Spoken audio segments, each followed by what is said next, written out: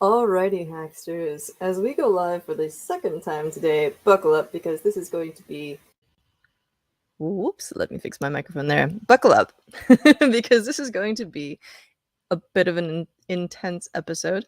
Welcome to Pi Day 2023. I'm very excited to delve into a bunch of Pi-related stuff. So first up, we've got the new global shutter camera, which you might be able to tell I've already popped open, but I haven't actually plugged it in yet, which was my plan before. I was going to test it before we went live, but I decided we should just try it on air and see how it goes.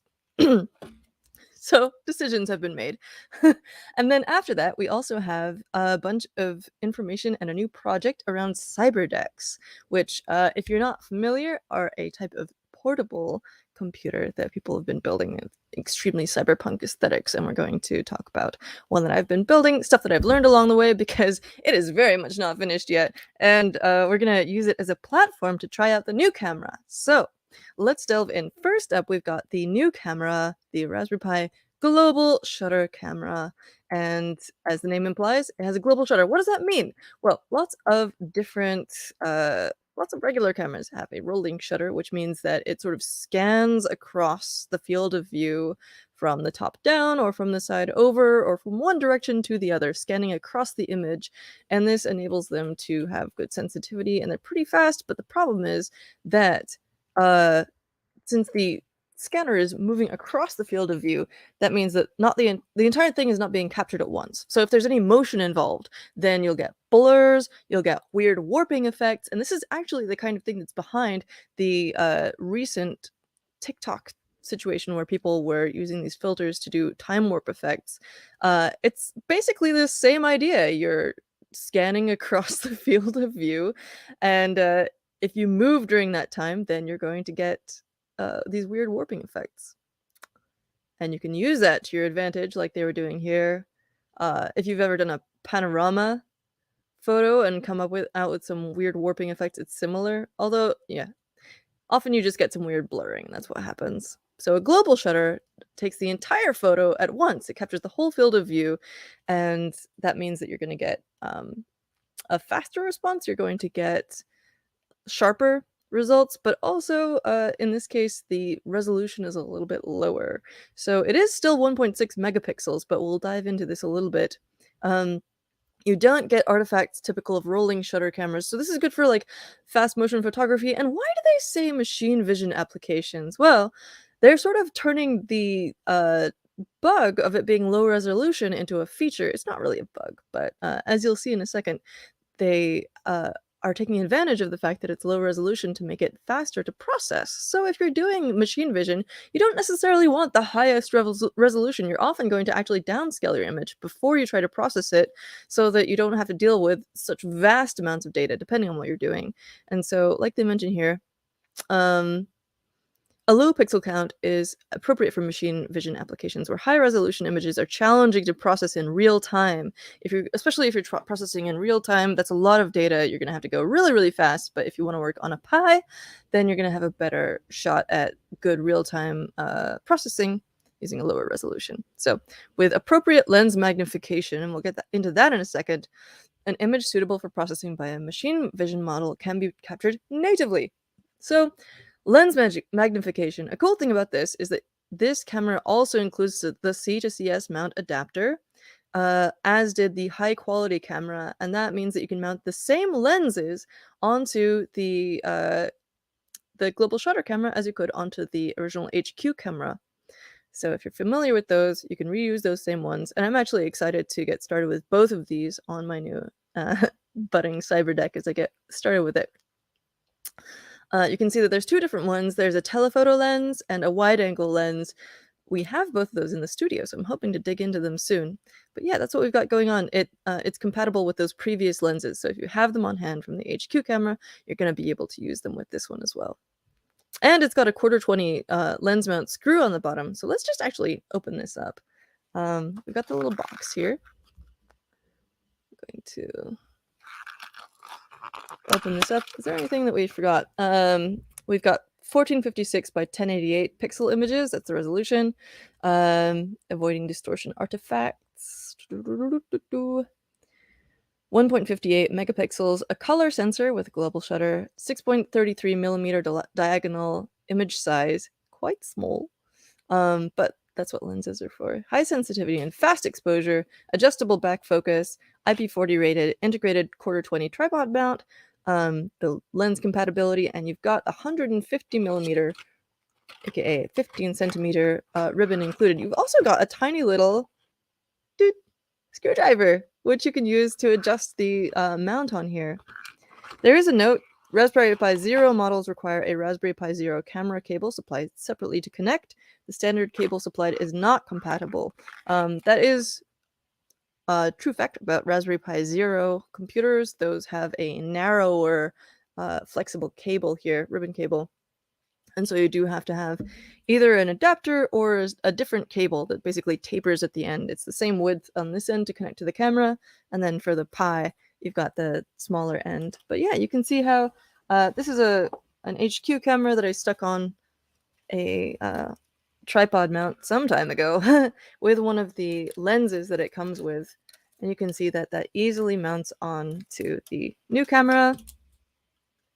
Another cool thing about this one is that you've got a plastic back shield. So if you're building an actual Cyberdeck or something like that, if you want to do machine vision on the go, it's electrically insulated and a little bit protected. So it's going to be more resilient, more durable, and also more compatible with your other tech that you might have in that same case. Oh, that's where that little screw bolt came from. There was a little bolt that fell out of the box, and I was like, what? Where did that come from? And it came from the back here. So those are little, they've got a hex bit mating mount thingamajig.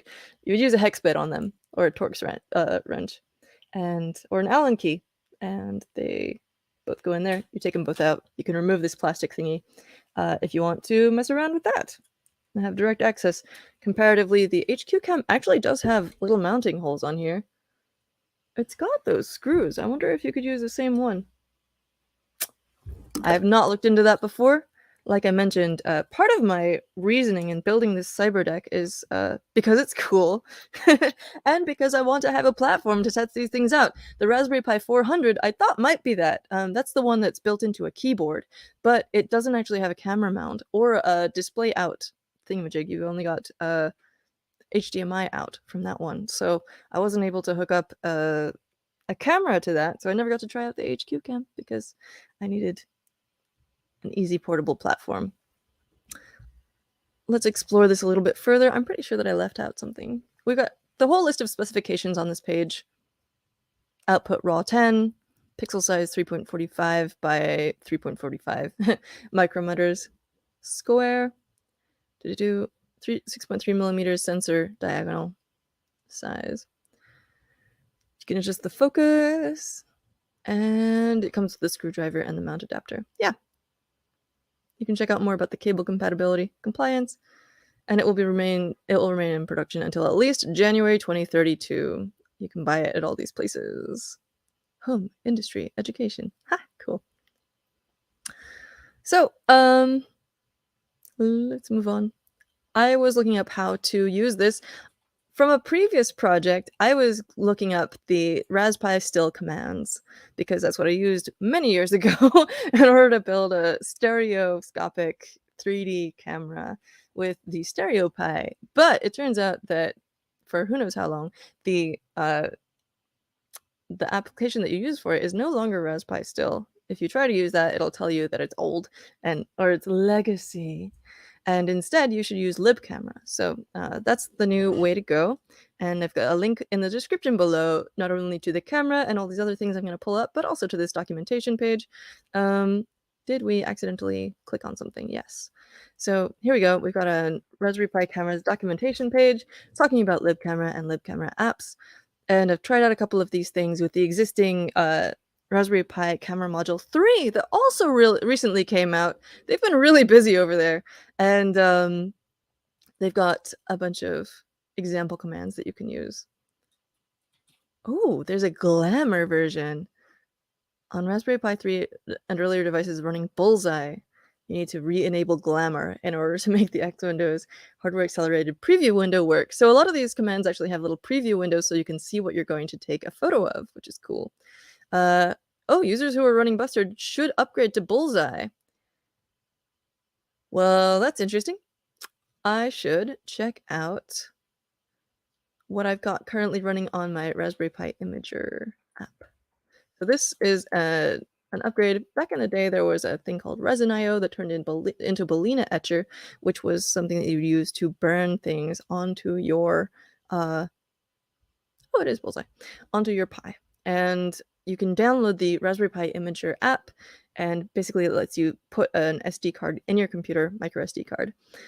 Choose your OS, choose extra parameters you want to add. For example, I've burned a ton of different micro SD cards building this thing, which you'll see in a moment. Just trying different stuff with different displays to get this to work.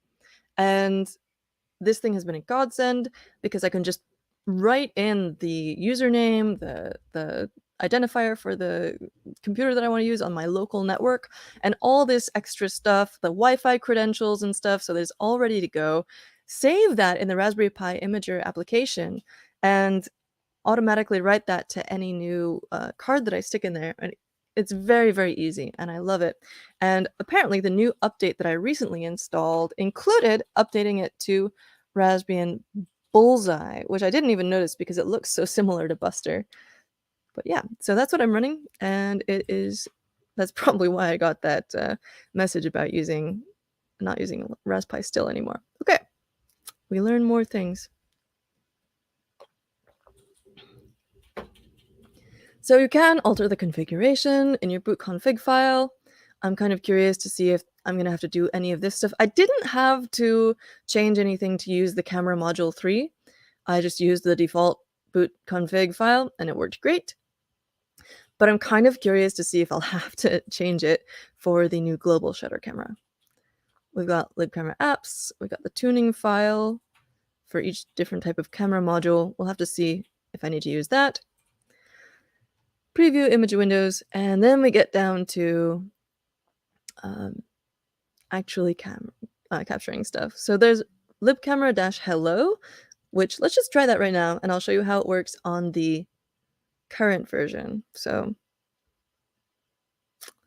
if I pull this up, I have a little mobile keyboard that I've been meaning to hook up, but oh dear, because it's currently shoved under my desk. But right now I've got a super clicky one hooked up because I didn't want to rely on Bluetooth for this video. So let's, here we go.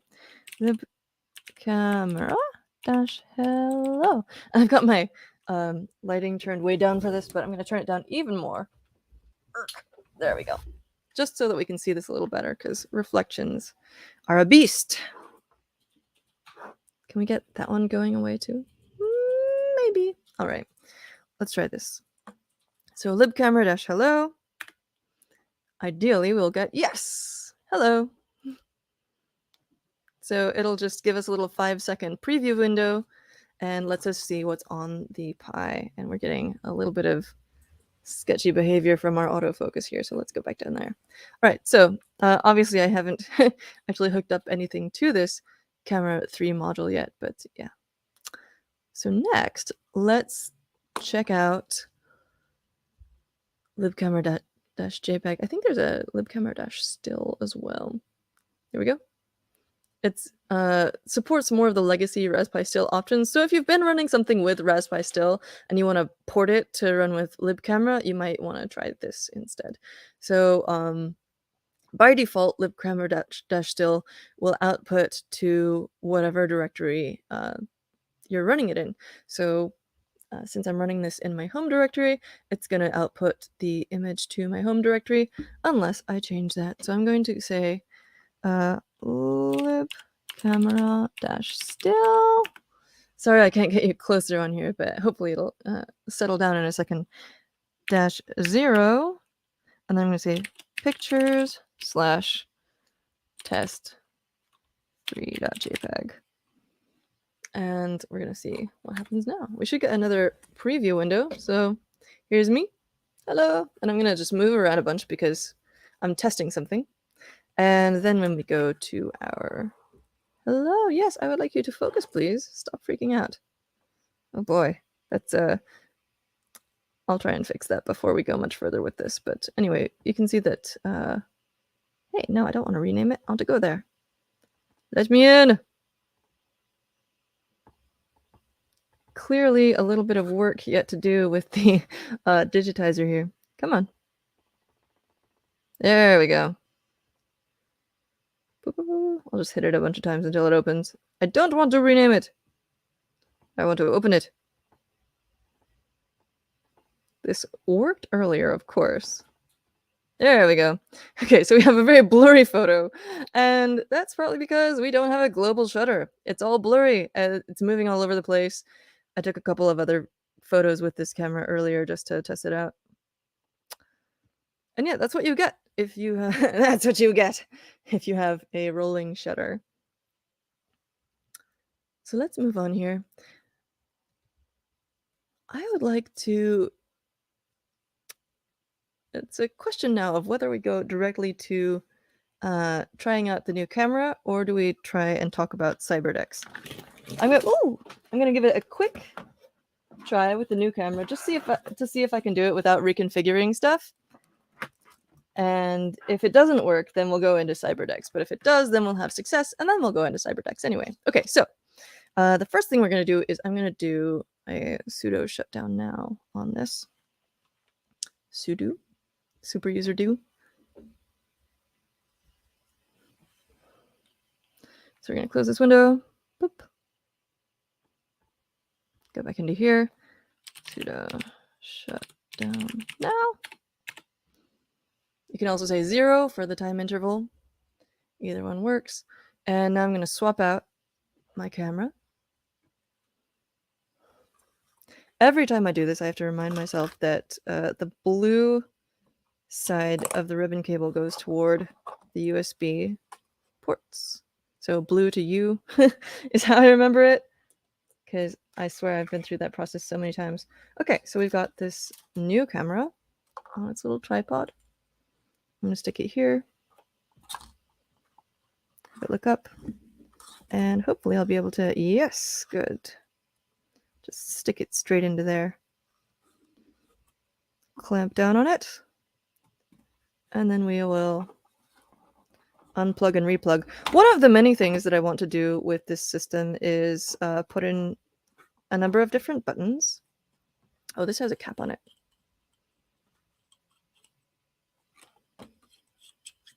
Is this just a lens cap? There we go. There's a couple of different caps on here. There's the adapter and this cap. So this will be probably low resolution, as we will see. And again, I'm going to see if it will work with Raspberry or with a Libcamera without any modifications, as the camera module 3 did, but maybe it will require a modification, in which I'll come back with another video about that. Okay, so we've got our Pi OS up. Are you going to behave? Oh, the focus is behaving. Famous last words. Okay, so we're going to try this. Libcamera. Can I just arrow up? Here we go. Yeah, let's try taking a... Well, first let's try just the hello and see if I can get a picture up here. We've got a white image. Oh, obviously, because it's constantly taking photos, which means that it's going to be very, very bright. Let's try the... Raspberry still. Probably going to get another ridiculous bright image. But maybe when we look at it in the file directory... Oh dear. Here we go. Oh, well, of course. I overwrote the last one because I kept the same command. Hello. There we go. Nope, it's totally white. Okay. That kind of makes sense, because there's probably... The shutter probably stays open a lot longer on the previous camera, because it would need to. But for this one, it needs a lot less. It's probably going to be a lot more exposed. I'm not totally sure if that's why, but we will figure it out another day, and I'll come back to you with another video on that. what I'm planning to do is, now that I've got a working display, I'm very, very excited about that, and I'm going to try and finish this Cyberdeck by Friday, make it look all pretty and nice and cyberpunk, and then come back with another video on Friday where we will delve into the entire build. But for now, let's get some inspiration going. So, we covered our lenses. What is a Cyberdeck? According to the Cyberdeck Cafe at cyberdeck.cafe, what is a Cyberdeck? It is like all about giving you total control over every piece that goes into your portable gaming computing device. And just like that gaming rig with all of its lights, engraved panels, meticulously laid out wiring, and water cooling tubes cooling tubes, every Cyberdeck's design should be given the same consideration. It's very much an aesthetic pursuit. There's a group for them online. Invokes nostalgia for the early days of the computer modding scene. There's all kinds of different ones. We've got steampunk ones, cyberpunk ones, and we'll have a look at more examples. Oh, more examples around here.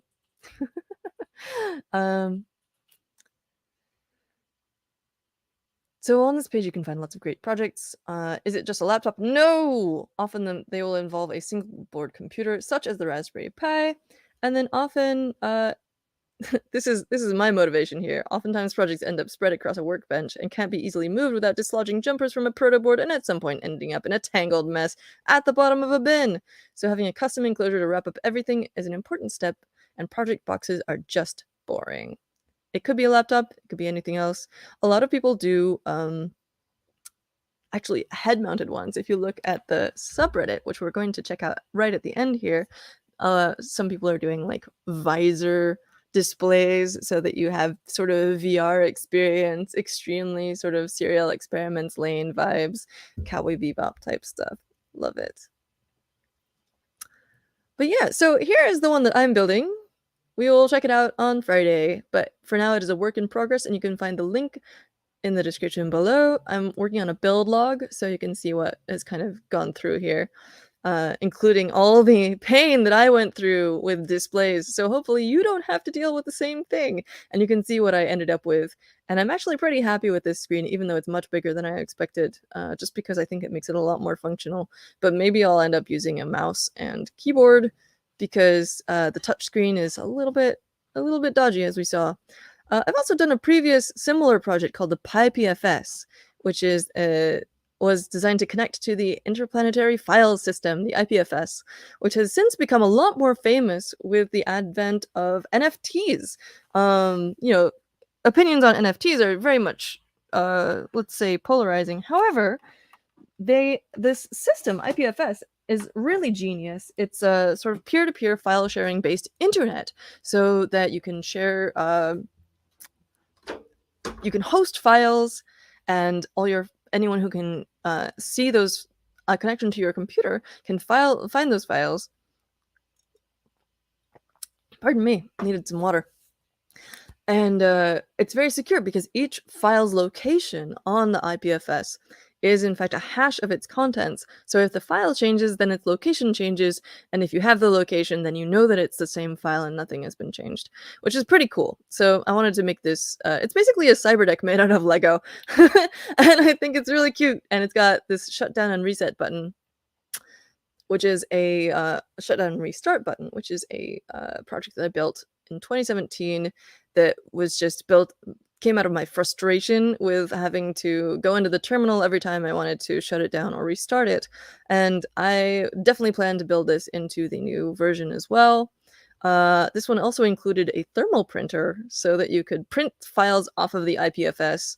There's arcade buttons on the side, for which I created custom Lego to build them into the mounting case. And those, for example, one of them runs a script that will automatically print the IPFS hello kind of document and explanation document. It's also got a guitar strap, and I plan to do something very similar with this one as well. This one probably won't be Lego, but maybe, who knows? I'm not ruling it out. And if you watch this show a lot, then you'll probably have seen that sitting on the shelf behind me. It does still work. I just, there's a lot going on my desk right now, or I would have shown it to you. But someday I'll start bringing that out to events again. I so need to get touchscreens and not modify my old Kindle, but if I do, it's getting spray painted. I love that. Yeah, so I was actually looking when I was going through my whole display agony moment, which lasted for about a week and a half. I bought a display and it had all these problems that I tried to solve by troubleshooting myself using documentation, asking questions, nerds that I knew, and nobody was able to resolve this. So I did look at actually, there's an old Kindle Fire that we had from the old Hackster office, and there are ways that you can do that. I think with Microsoft Remote Desktop, you can put that on there's like an app for the Kindle Fire, and you can run that to connect to an old Kindle Fire if you have one of those. I've also seen someone hack an old black and white Kindle, one of the ones with the keyboard, to be a display, which is really cool. If the Kindle still, like, if the display is still good on the Kindle, of course.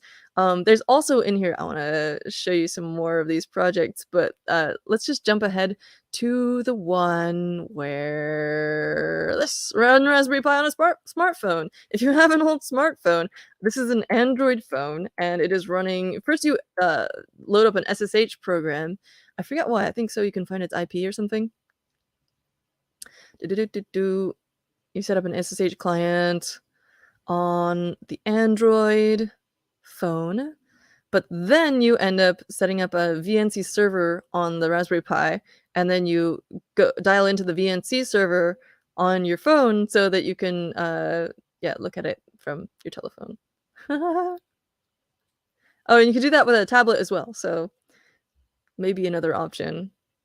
Love all of these. But yeah, absolutely. I think that resurrecting old technology, reusing pieces of old technology is incredibly cyberpunk and also very cool.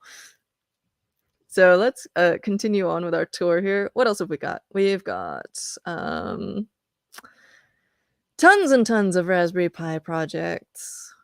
But oh yeah, so another display that I tried out was the Nebra Anybeam Pi Hat.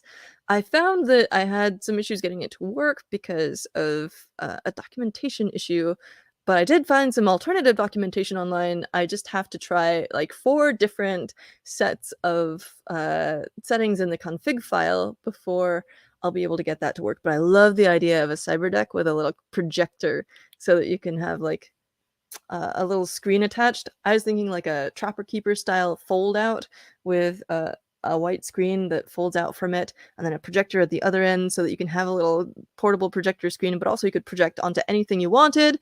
I've used the Nebra Anybeam to show movies before, and it's a great little projector. I think it would be an awesome little component for a Cyberdeck. What else do we got here? I also been interested in putting, this is last year's Pi Day build. We put together the Adafruit RP2040 macro pad, which I think would be a wonderful complement to this deck as well. In fact, speaking of that shutdown and restart button, that would be an easy way to implement that. You could mash a button on the little macro pad, but I might actually, come to think of it, I might put it on a different pad because if anyone sees the macro pad, the first instinct, myself included, is to mash all the buttons. It's very shiny, and it has little RGB lights that come on as well when you plug it in. And the little buttons are so clicky, so I might put the shutdown and restart buttons on the outside of the enclosure, which makes sense anyway. Yeah, right? That was actually my first design for this. This is sort of my old Jewel Thief circuit, but this is the original, I'm calling it the Poly Primer project because it's inspired by Polly Pockets, which are a really cool old toy. They're still around, but they're not as cool anymore. They all have these little fold out rooms in them, little tiny worlds and jewels and stuff. And the primer from Neil Stephenson's Diamond Age, and also a grimoire, Book of Magical Spells. But first, I designed this Trapper Keeper style thing, which I still want to build, you know? Look at that. So you have the projector over here, you'd have a screen over there that's built in, and it would sort of lever up with a little holding wire like a car hood. And yeah, it's gonna happen. Plus with a 3-ring binder, that makes it modular. We could make the 3-ring binder like a standard mount for electronics, which I think is hilarious. Have you tried RCA to TV from Pi? I have not. I usually work with HDMI displays, so I've got a monitor on here on my desk that I almost never use because it's very touchy for Pi stuff, so I'm usually using HDMIs, but let me know what your experience has been. All right, so this is last year's build. I think it'd be cool to put it in there. I also have this stenography keyboard, which I think would be really cool to integrate. Plover is an open source stenography app, and you can run it on Raspberry Pi. So what it is I said, it's a type of corded keyboard, although you can also run it on a regular keyboard with some tweaking. And let me see if I can, this thing fell off my desk earlier, thanks to the large jumble of things, but here we go.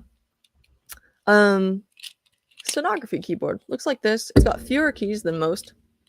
How do I spatial? There we go. You can see it's got fewer keys than most, and everything is done by using chords, so pressing multiple keys at once. And that means that you can type much faster, a whole syllable at a time, or even a whole word at a time using specific key combos. And that's how you do everything on here. And yeah, it's how people traditionally would take notes in courtrooms because it's really fast. It's one of the only ways to actually keep up with a human talking. And also there's a whole open source community around it. One of the main project developers, Mira by Night, does a blog about it and also does live transcription for events such as Science Hack Day, and also Crowd Supply's Josh Lifton, I believe, is a big contributor to the community. So very cool. All right, so enough about my ideas. Let's look at some other people's ideas. It's Pi Day. There's all kinds of cool projects on the Raspberry Pi hub on Hackster. You can submit your own. If you do submit yours, you could get featured on our front page. We love to see what you're building. And for example, OpenCat first got popular on Hackster, has now become a really successful Kickstarter. You might have one yourself, along with Petoy Nibble from the same guy, Rongjong Lee, whom we interviewed a while ago. Look at this super cute little security system. All kinds of cool stuff. But I picked out a few to show you just because they're very relevant. Here's this FPV Cyberdeck, FPV being first person view, and it's mounted on basically a VR headset with a Raspberry Pi on there and a 5-inch HDMI display. What? So they're trying to make it Johnny Mnemonic style. Love it. Raspberry Pi and Arduino laptop. So this has both inside of it by Dante Romega. He goes really in depth on the whole construction and everything, what you want it to do. It's got a little touch pad, Arduino trackpad, setting up the Pi on the screen, setting up the battery. Really in depth, wonderful tutorial for this one. Even diagrams and everything. Love it. And the case. So that's sort of a more laptop style one. Here is a sort of M5 stack style tiny deck, little handheld one, more like a Game Boy. Love it. Decent battery life and input power is cool as well. Oh, you know what? I'll have to show you another one that I have on my shelves in a minute. We've also got the Nomadic Pi car computer. So if you want to build a car computer, you can do it with a little touchscreen with 1 terabyte of storage, providing music, in-car Wi-Fi hotspot, and live GPS-backed location and speed information. Very cool. So if you want a cyber car, you can build a Cyberdeck for that. We all already looked at this one. Raspberry Pi Internet Weather Station. It's not exactly a Cyberdeck. It doesn't have any inputs on it. It's sort of a headless thing. But, well, it's not headless. There's literally a head on it, which is this display. But, yeah, it's just a very cool looking project. And I think this would make a very neat little Cyberdeck display using their GUI that they have on here. Look at that. There's a Cyberdeck stats monitor. So Adafruit came out with an e-paper screen that or actually think it's an OLED, that attaches to your Raspberry Pi 400. Remember when I was lamenting the fact that it's really hard to connect anything that isn't sort of standard computer stuff to a Raspberry Pi 400, the keyboard shaped one? Well, they have solved that problem for us. Here's an OLED one. I think this actually is an e-paper one because look at that. Definitely e-ink. But let's see. Is this the same one? No, looks like the same thing. Very curious. But just a cute little Cyberdeck stats monitor on your Raspberry Pi 400. I love this one. Smart Touch Hologram HMI. They wanted to create a hologram AI that communicates with sound and touch. Again, this is not exactly a cyberdeck, but I think it is so cool. It uses capacitive sensing to interact with this sort of holographic hovering display. You've got interface controls, and you've got a little hovering guy there and a little brain, lungs. That looks like an anatomy diagram. Super cool. This is not a Raspberry Pi project, but I thought it would be, it's a very classic body-mounted computer cyberdeck type thing, the Pip-Boy from Fallout. I thought this would be a cool style as well. This is not, this is a Raspberry Pi, but it's not a computer exactly. It's an internet radio. But imagine a Cyberdeck with this aesthetic. I think it'd be really cool. Obviously, there's more modern inspirations for Cyberdecks as well. The Cyberpunk game, Cyberpunk 2077, obviously created an explosion of Cyberdecks because I think a lot of people, like, it was their first real exposure to cyberpunk. It was their first exposure to the idea of cyberdecks. Other inspirations include like Neuromancer by William Gibson, lots of really cool, and I've seen cyberdecks that are inspired by the Ono Sendai, different types of cyberdecks from that book. Very cool. All kinds of different pop culture inspirations. You can find more of these in our news page. So all kinds of different articles. Just search up Cyberdeck and look for news articles. Here's a steampunk one. What? It's got a little leather strap on it. Beautiful. This person was also inspired by Gibson, which I think was probably one of the first inspirations for a lot of people. Snow Crash by Neil Stephenson came out a little later, and that is, I think, a lot later actually, and that is sort of my inspiration aesthetically. But yeah, we've got this guy, Virtue Scope Cyberdeck, very cute, and this is by the same person who created this Cyberdeck Cafe site. You can find it on here if you want to read more about the Virtue Scope. Is it the future yet? We'll find out. It's sort of up to us, isn't it? And anyway, lots of different ones. One that fits on your keychain, one with an Intel NUC, one a tiny one that tracks RPG character development. I love it. One that runs Mac OS, one with a slide connector accessory rail, one made out of bamboo with dual LCD screens. Some of the coolest Cyberdecks I've seen have tons of different, multiple screens. This one is very elegant, I think. And look at that nice little keyboard. Ah, gorgeous! You see some incredible makes. And you can also check out the subreddit, Cyberdeck subreddit. Yes, Reddit went down earlier today. It's now back up, and you can find all this Cyberdeck goodness once more. Lots of either adapting or I would say emulating, but that means something different. Taking visual inspiration from retro computers. So this is super cute. It's not exactly a Cyberdeck, but okay. This person made one with PVC pipe plumbing and a little rotating screen. They have a split keyboard. Lots of experimentation here from the community. Ooh, love it. Okay, so that's enough rambling from me. You can find almost all of those links in the description to this video. It's time for me to probably shut down the video and start hacking again. But just to show you really quickly a couple more of the things that I'm using. Here's a little combination keyboard and mouse that I got a number of years ago for working with Raspberry Pis in on-site installations. We've got the HQ cam with its different lenses we already talked about. The Averfruit macro pad. Also, I want to use this as a platform to use different types of Raspberry Pi hardware that I haven't experimented with before. For example, this Sense hat, which is the basis of most of the projects in this book that I dropped earlier, which is the official Raspberry Pi beginner's guide. I would love to go through all the tutorials here at some point.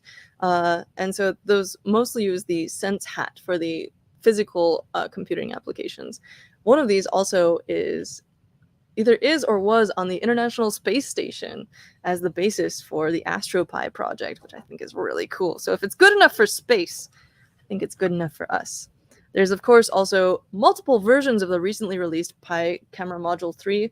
There's the regular one, sort of vanilla flavor, although vanilla is actually a very tasty and interesting spice. But there's a wide version and there's a no IR version, spelled like noir, but that basically means it doesn't have an infrared filter on it so that you can see infrared signals with it, which is really cool.